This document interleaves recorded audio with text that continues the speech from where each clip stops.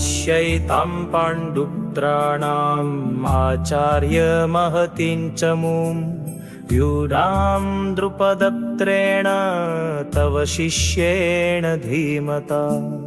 अत्र शूरा महेश्वासा भीमार्जुन समायुधि युयुधानो विराटश्च द्रुपदश्च महारथ।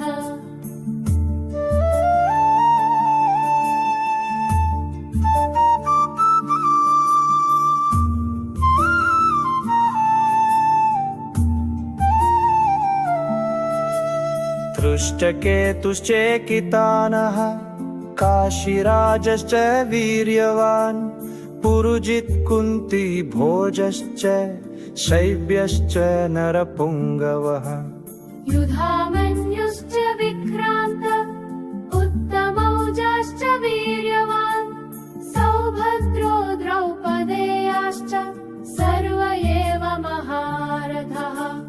पश्यैतं पाण्डुपुत्राणाम् आचार्य महतीं च मूं व्यूढां द्रुपदपुत्रेण तव शिष्येण धीमता।